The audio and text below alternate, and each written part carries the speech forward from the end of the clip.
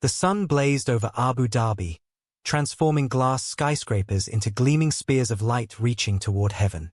Luxury vehicles glided along immaculate streets while locals in pristine white kanduras and designer abayas moved through marble-floored malls with unhurried confidence. This was a city built from desert sand and oil wealth, where excess wasn't merely tolerated but celebrated, a monument to what unlimited resources could create in a single generation. At the airport, women with weathered hands and downcast eyes shuffled through a separate processing line, clutching small suitcases containing their entire lives. These were the invisible foundation upon which Abu Dhabi's luxury rested. Migrant workers from Egypt, Philippines, Bangladesh, and Ethiopia, arriving by the hundreds each day. Over 750,000 domestic workers entered the UAE annually, most earning less than $250 monthly. Under the kafala sponsorship system, these workers surrendered their passports to employers who controlled every aspect of their existence. Where they lived, when they could leave, even if they could change jobs. 16-year-old Dalia Mahfouz stood among these arrivals, her cotton dress wrinkled from the long journey, birth certificate falsified to add 2 years to her age. The Egyptian girl's features were delicate but her eyes held a wisdom beyond her years, shadowed by recent grief. Just 3 months ago, she had buried her mother after a swift illness they couldn't afford to treat, leaving behind 5 younger siblings and mounting debt in their rural Fayoum village. The memory of her mother's funeral flashed through Dalia's mind. The simple burial, her siblings' hollow-eyed stares, her father's broken expression. The recruitment agency had promised that working for Sheikh Hamdan al-Qasimi would solve everything. 3 years of service, and she could return with enough savings to rebuild her family's life. The contract had seemed like divine intervention. Her first glimpse of Sheikh Hamdan's palace stole her breath. Sprawling white marble with ornate golden domes, surrounded by manicured gardens where fountains danced in defiance of the desert heat. The entrance hall alone was larger than her entire village home, with chandeliers casting rainbow prisms across floors so polished they reflected like mirrors. An older Egyptian woman named Farida led Dalia through corridors lined with priceless artwork, explaining the hierarchy she'd need to navigate. House manager Abi at the top, then senior staff handling specific domains, followed by regular domestic workers, with new arrivals like Dalia at the bottom. Mistakes would not be tolerated. Questions were discouraged. Obedience was everything. That night, in a small room shared with 3 other maids, Dalia finally allowed herself to cry. When the others fell asleep, she carefully extracted a well-worn notebook from her suitcase. By flashlight, she wrote to her deceased mother about her journey, her fears, and her determination to endure whatever lay ahead. The cheap mattress beneath her felt like stone compared to the hand-stuffed cotton one she'd shared with her sisters, but sleep eventually came, uneasy and shallow. Sheikh Hamdan al-Qasimi sat at the head of a glossy conference table, listening impassively as subordinates presented proposals. At 50, his beard was precisely trimmed with distinguished silver streaks, his eyes sharp beneath heavy brows. No detail escaped his attention. When a presenter misstated a figure by half a percentage point, the sheikh corrected him without referring to any notes. His reputation for perfectionism was legendary in government circles. Projects under his supervision finished on time and under budget, a rarity in a region where delays were expected. His family lineage traced directly to the country's founding fathers, making him untouchable in ways even other wealthy men could only envy. Previous department heads had failed. Sheikh Hamdan had transformed his division into a model of efficiency through sheer force of will. After the meeting, his motorcade of black Mercedes returned him to the palace where his wife of 25 years, Sheikha Mariam, waited with dinner plans for an upcoming diplomatic reception. Their conversation was perfunctory: guest lists, seating arrangements, appropriate gifts. Not once did their eyes truly meet. Their marriage, arranged between families when she was 17, had produced 3 daughters and 1 son but little warmth. The daughters were married and living with their husbands. Only their son Amir remained, currently completing his studies abroad. Behind closed doors, Sheikh Hamdan reviewed reports with his personal secretary until midnight, a daily ritual. The palace around him hummed with efficiency due to his exacting standards, yet something hollow persisted beneath his carefully ordered existence. Despite his wealth, power, and reputation, A restlessness had begun to grow in recent months, an emptiness no acquisition or achievement seemed capable of filling. Dawn arrived with pink light filtering through arched windows as Dahlia knelt on the cool marble of the main hallway. 6 months into her employment, she had mastered the expected routines, rising before the family, finishing difficult cleaning tasks before the heat of day, making herself simultaneously available and invisible. Today, however, grief had ambushed her unexpectedly. It was her mother's birthday, and memories had been flooding back since morning prayers. Tears fell silently onto the marble as she scrubbed with bare hands, the cleaning solution stinging small cuts on her fingers. So absorbed was she in containing her grief that she failed to notice the figure watching from the shadowed doorway. Sheikh Hamdan observed the girl's methodical movements, noting the contrast between her sorrow and the care she still took with her work. Something about her quiet dignity registered within him, a recognition that disturbed his carefully maintained emotional distance. Later that afternoon, Dahlia returned to her quarters to find a small package on her bed, a silk handkerchief embroidered with delicate jasmine flowers, far too expensive for someone of her station. No note accompanied it. When she hesitantly showed it to Farida, the older woman's expression shifted from surprise to unmistakable concern. The warning came during dinner preparation. Farida pulled Dahlia into the pantry, speaking in hurried Egyptian Arabic. The sheikh sometimes took special interest in certain staff members. Such attention might seem like favor but carried expectations. Several young women had received similar gifts in recent years. None remained in the household for long after. Some had been sent away suddenly. Others had received promotions that isolated them from fellow workers. All had eventually disappeared from palace life entirely.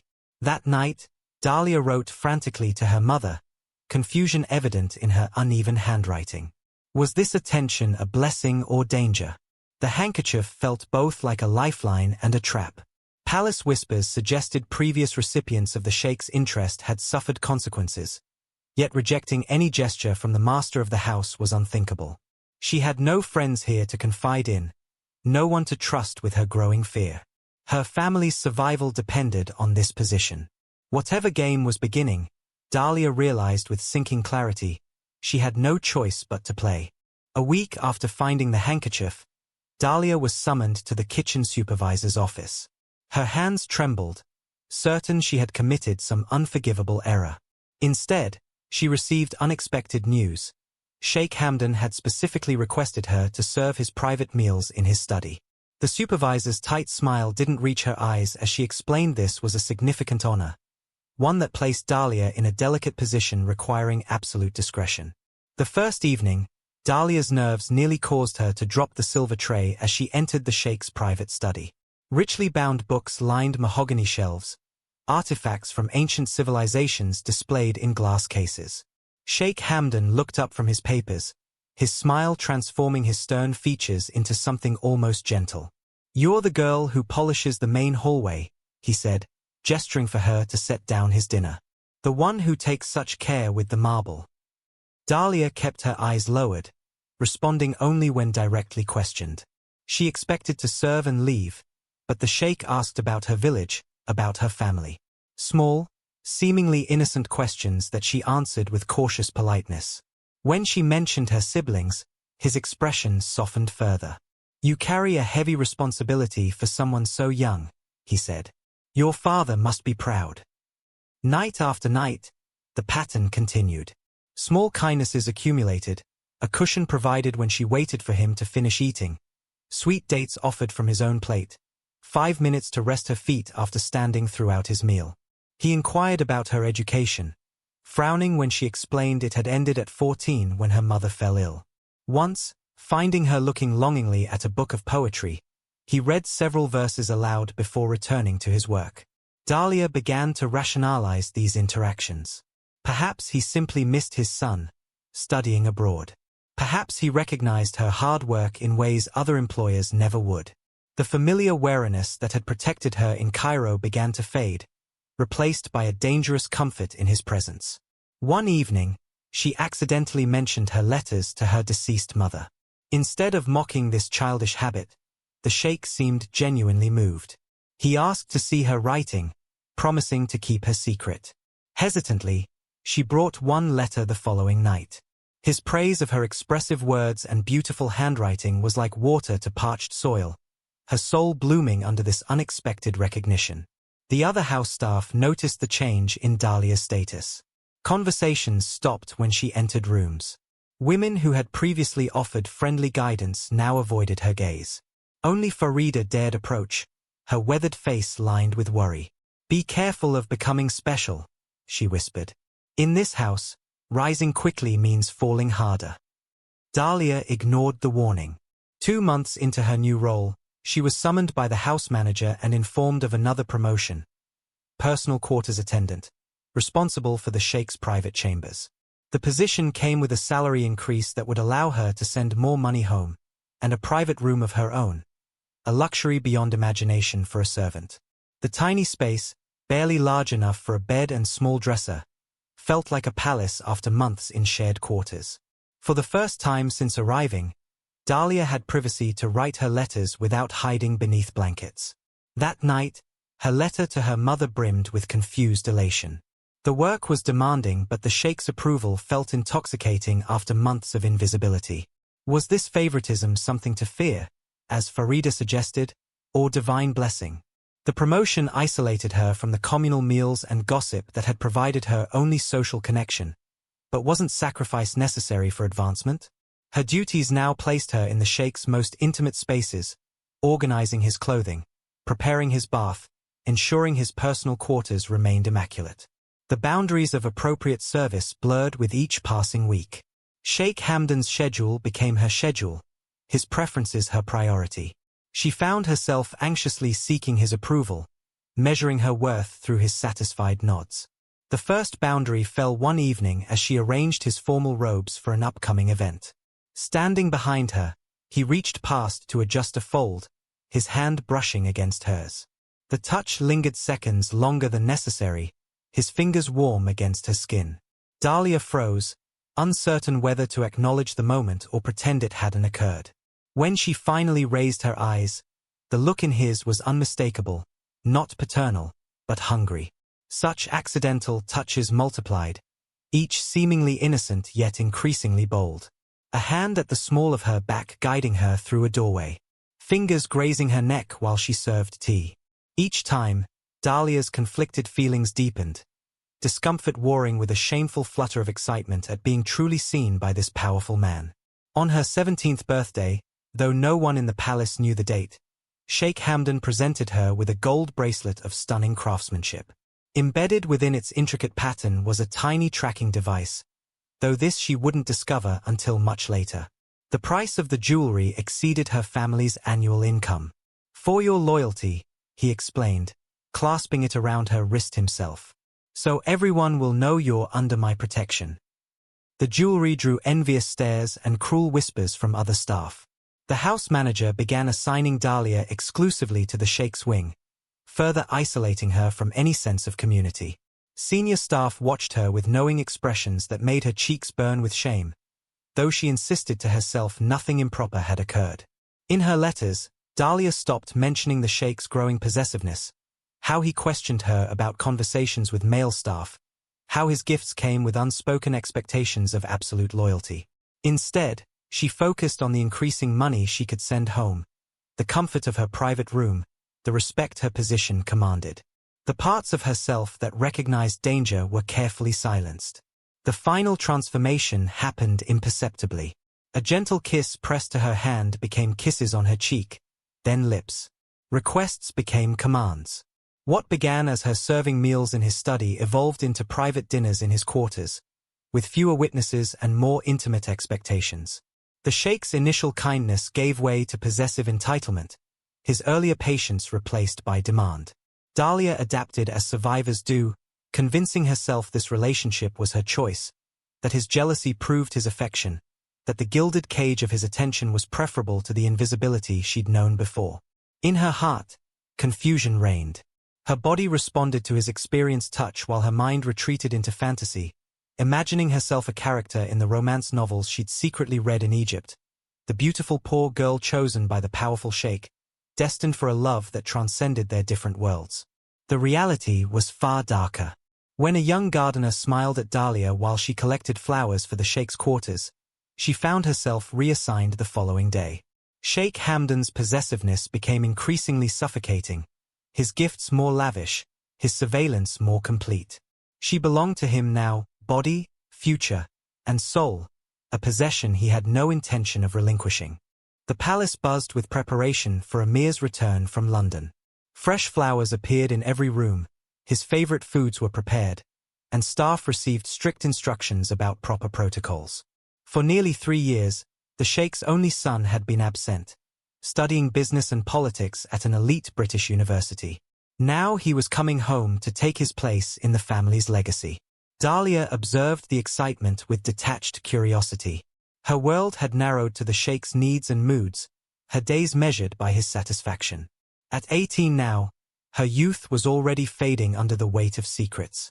She had sent enough money home to pay her family's debts and fund her brother's education, but the cost to her spirit grew heavier each day.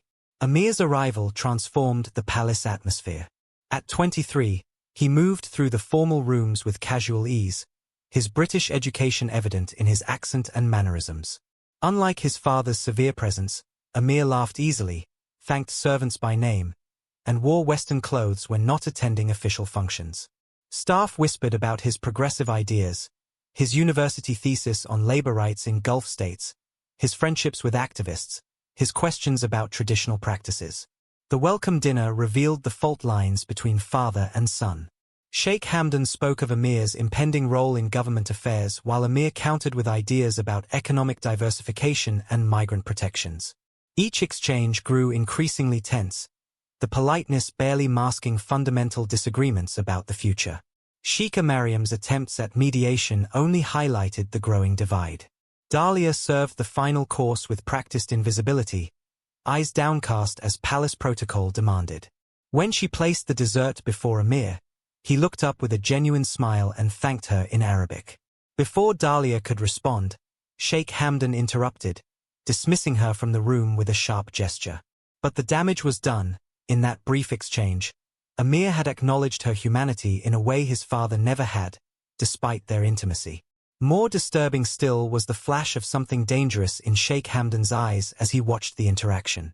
3 days later, Dahlia was gathering jasmine in the palace gardens for the Sheikh's quarters when Amir appeared on the stone path. Startled, she bowed her head in deference, but he waved away the formality. They began to talk about the jasmine's properties, but the conversation shifted when Amir noticed the book tucked in her apron pocket, a volume of Khalil Gibran's poetry. For nearly 20 minutes, they discussed literature, her hesitation gradually yielding to authentic enthusiasm. Amir spoke of London's libraries and bookshops with such vivid detail that she could almost imagine walking their aisles. When she mentioned her own writing, his interest seemed genuine rather than indulgent. For the first time in months, Dahlia glimpsed an alternative existence, one where she was valued for her mind rather than her servitude. The conversation left her both exhilarated and unsettled, awakening ambitions she'd buried beneath survival. What she didn't see was the palace security camera capturing their interaction, or the immediate report delivered to Sheikh Hamdan's phone. Their garden conversations became an accidental pattern, Amir appearing during her morning duties, their discussions ranging from books to his travels to her village in Egypt. Nothing improper ever occurred, yet these brief exchanges of ideas felt more intimate than anything she'd experienced in Sheikh Hamdan's bed. Amir represented everything the Sheikh was not: youth, openness, idealism and tempered by cynicism. His kindness expected nothing in return. His interest in her thoughts and experiences wasn't part of a calculated seduction but genuine curiosity. For a girl who had known only transactional relationships with men, this respectful friendship was revolutionary. The confrontation came without warning. Sheikh Hamdan summoned Dahlia to his private office late one evening, his expression cold as desert nights. Security footage of her conversations with Amir played on his laptop screen. He demanded explanations, but Dahlia's assurances that the encounters were coincidental only fueled his rage.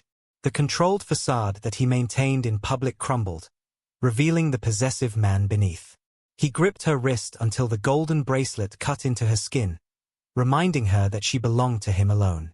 The threats were explicit now, Her family's financial support would end.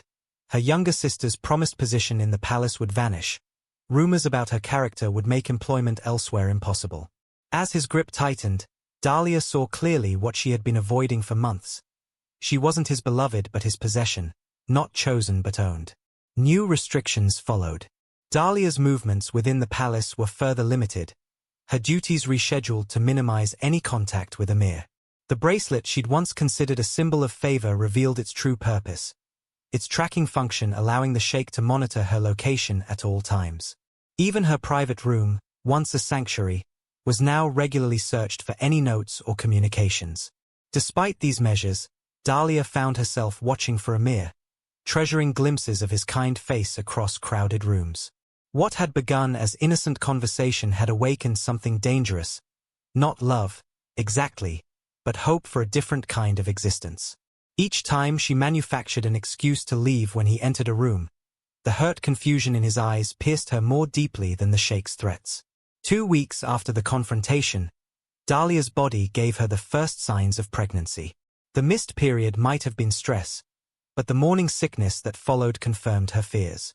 Alone in her tiny bathroom, she wept silently, one hand pressed against her still flat abdomen. The child growing inside her belonged to a man who saw her as property, conceived in a relationship built on power imbalance and manipulation. Only Farida, the elderly Egyptian maid who had first warned her about the Sheikh's attention, noticed her condition. Finding Dahlia vomiting in the staff washroom, the older woman's experienced eyes needed no explanation. When she gently asked how far along, Dahlia whispered it might be 6 or 7 weeks. The elderly woman's weathered face grew grave as she murmured that girls in Dahlia's position had disappeared before. Some sent away with money, others meeting fates left unspoken. That night, Dahlia wrote the most difficult letter yet to her deceased mother, pouring out her fear, confusion, and unexpected tenderness toward the life taking form within her. Despite everything, a tiny spark of maternal protection had kindled. This child, innocent of its father's sins, represented both her greatest vulnerability and her only true connection in this gilded prison. When she finally gathered courage to tell Sheikh Hamdan, his response was immediate and cold.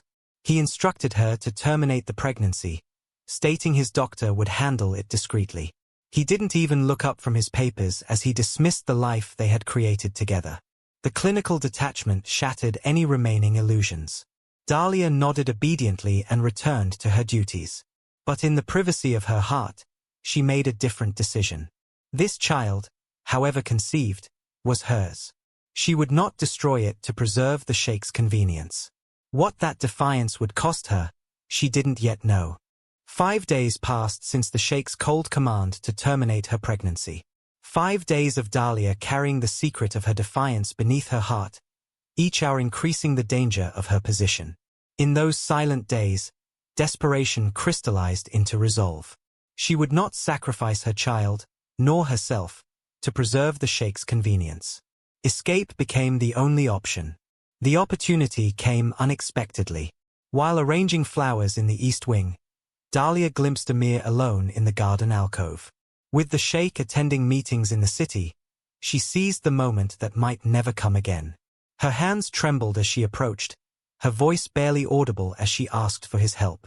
The words spilled out in a desperate whisper. The affair with his father, the pregnancy, the demand she ended, her fear of what would happen when her refusal became evident. Amir's face transformed from shock to horror to fierce determination. He would help her leave the country, he promised, arrange papers and safe passage to Cairo where his university connections could provide protection. 3 days, he needed. Just 3 days to make arrangements without raising suspicion. Hope bloomed in Dahlia's chest for the first time in months. As they spoke, she didn't notice the groundskeeper pausing his work nearby, his eyes narrowing at their intense conversation. Didn't see him slip away toward the security office, where the Sheikh's most loyal men maintained constant vigilance over palace affairs. That night, Dahlia gathered her meager possessions, the letters to her mother, the small savings she hadn't sent home, the single photograph of her family she'd kept hidden in her mattress. From beneath her uniform, she removed the gold bracelet, silencing its electronic surveillance. In her notebook, she began a final letter, documenting everything that had happened since her arrival. This testimony she would leave behind, insurance against whatever might follow. The betrayal was swift. The groundskeeper's report reached the Sheikh within hours. Security footage was reviewed, time codes noted, conversations analyzed by lip-reading experts. By the time Sheikh Hamdan's car returned to the palace gates, a complete dossier of Dahlia's betrayal awaited him. The summons arrived near midnight. The Sheikh required her presence immediately. Dahlia's blood turned to ice. Something in the messenger's averted gaze told her the truth had been discovered. Memories of the Sheikh's previous rage flooded back, his grip leaving bruises on her arms when she'd spoken too familiarly with his business associate. His cold silence for days after finding another servant's note in her uniform pocket. With trembling hands, she removed the final letter from her notebook, folded it carefully, and slid it behind the loose floor tile beside her bed. If she never returned, someone might find it someday. Might understand what had happened. Might even care. The walk to the Sheikh's private chambers stretched endlessly, each step carrying her closer to a confrontation she couldn't hope to survive with dignity intact. Prayer formed silently on her lips, not for herself, but for the tiny life within her that deserved none of this inherited danger. Sheikh Hamdan waited in his office, his back to the door as he gazed out over the moonlit gardens. When he turned, Dahlia almost preferred his usual rage to the icy calm that had settled over his features. His voice, when it finally came, was soft yet penetrating, like a blade sliding between ribs. The evidence lay spread across his desk: surveillance photos of her conversation with Amir, transcripts of their whispered planning, the removed tracking bracelet discovered in her room during an immediate search. He didn't raise his voice as he outlined her treachery, his words precise as scalpel cuts. Dahlia found her voice, explaining her fear, her pregnancy, her desperate need for protection. With each word, the Sheikh's expression hardened further, until no trace of the man who had once read poetry to her remained. All pretense of affection had vanished, leaving only the cold calculation of a powerful man facing a threat to his control. When he approached, his movements deliberate and unhurried, Dahlia finally understood the depth of her miscalculation. There would be no mercy, no consideration of her circumstances. In his eyes, she had committed the ultimate sin, betrayal of his ownership, dishonor to his name, and worst of all, conspiracy with his own son. His final words fell like a death sentence: "You've dishonored my name, my blood, my house." His hands around her throat felt almost gentle at first, as though he were caressing her one final time. Dahlia didn't struggle. What was the point? Instead, she closed her eyes, one hand protectively covering her abdomen, silently apologizing to the child who would never draw breath. As consciousness began to fade, her thoughts turned not to her own unfulfilled dreams but to her mother waiting somewhere beyond this life. Perhaps they would meet again, and she could explain why she had failed to return home as promised. The Sheikh watched impassively as life left her body, his face betraying no emotion. When it was done, he immediately pressed a silent button beneath his desk. Within minutes, his head of security appeared, taking in the scene with practiced neutrality. The Sheikh's explanation was simple, rehearsed. He had discovered her with his son, an intolerable dishonor to family values and name. No further explanation was needed. The security chief nodded in understanding, this ancient code requiring no elaboration between men of their generation. A team materialized with frightening efficiency, wrapping Dahlia's body, removing all evidence of violence. By dawn, she was buried behind the villa's eastern wall, beneath the desert soil that would tell no tales. The official documentation was created by mid-morning, runaway maid, possibly deported, no forwarding address. 3 days passed with no sign of Dahlia. Amir searched the palace discreetly, questioning staff who responded with downcast eyes and clipped answers. The official explanation, that she had been dismissed for inappropriate behavior and deported, felt hollow against the plans they had made. She had promised to wait for his help, had clutched his hand with desperate hope when he outlined the escape route. Her disappearance made no sense. Palace staff avoided his gaze, conversations ending abruptly when he entered rooms. Their fear was palpable, a collective silence that spoke volumes. When he asked Farida, the elderly Egyptian maid who had seemed close to Dahlia. The woman's hands trembled as she whispered, "Some questions bring dangerous answers, young master. Please, for your safety and ours, stop asking." Undeterred, Amir gained access to Dahlia's former room, now stripped of personal belongings. The mattress had been replaced, drawers emptied, surfaces wiped clean, an erasure too thorough for routine staff turnover. As he examined the bare space, a slight unevenness in the flooring caught his attention. Kneeling, he discovered the loose tile and the folded papers hidden beneath. Dahlia's final letter unfolded a nightmare in elegant Arabic script. Her relationship with his father, the pregnancy, the threats, her desperate plan to escape, and her fear of what would happen if discovered. The last lines chilled his blood. "If you're reading this, I didn't leave. I never would. I loved someone here, even if I wasn't allowed to." Grief and rage warred within him as pieces aligned into horrifying clarity. The bruises he'd glimpsed on her wrists during their garden conversations. Her fearful glances whenever his father entered a room. The tracking bracelet she always wore. All signs he had failed to interpret correctly until it was too late. Clutching the letter, Amir confronted his father in his private study, throwing the pages onto his desk like an accusation. Sheikh Hamdan read them with impassive detachment before meeting his son's furious gaze. "Where is she?" Amir demanded, voice breaking with emotion. His father's explanation was delivered with the same calm authority he used in ministerial meetings, a matter of family honor, necessary protection of their name and position. The girl had betrayed his trust, conspired with his son, dishonored the household that had given her everything. Such matters had always been handled privately in their culture. Surely Amir, despite his Western education, understood the necessity. The coldness of the justification, its assumption of his complicity, broke something fundamental between father and son. Amir saw clearly the moral chasm separating them, unbridgeable, absolute. His father wasn't a man who had made a terrible mistake but someone operating from an entirely different moral framework where power created its own righteousness. "I'll go to the authorities," Amir threatened, though both knew the hollow ring of these words in a system where connections outweighed evidence. The Sheikh's response was measured, reminding him that such scandal would destroy not just his father but their entire family. His mother, his sisters, generations of reputation built through careful alliance and public service. The impossible choice hung before him: pursue justice for a murdered servant girl and destroy his family, or protect his blood through complicit silence. Amir chose a third path. He left the palace that night, renouncing his position, inheritance, and family. His father's power ensured the police investigation was perfunctory at best, a few questions, quickly satisfied by documentation of deportation. Case closed without examination of the garden soil where Dahlia's remains lay undisturbed. In Cairo, beyond his father's immediate reach, Amir established a foundation for migrant workers' rights. Dahlia's letter, now kept in a secure safe, became both evidence and inspiration.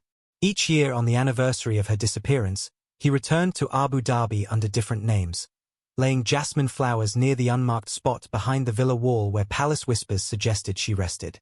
The Sheikh continued his public life, reputation intact, though palace staff noted how he avoided the Eastern Garden after dark.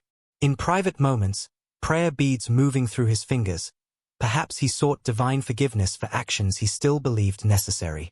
Perhaps he didn't. For Dahlia's family in Fayoum, there was only mysterious silence. The money transfers stopped without explanation. Official inquiries met bureaucratic dead ends.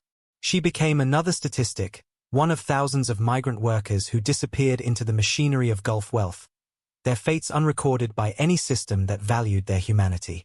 Yet her story lived on in whispered warnings between maids in wealthy households, in the cautious lessons taught to new arrivals, in the gradual reforms pressed by organizations that documented such disappearances. Her life and death became part of the invisible history of women whose labor built fortunes while their names were written only in water.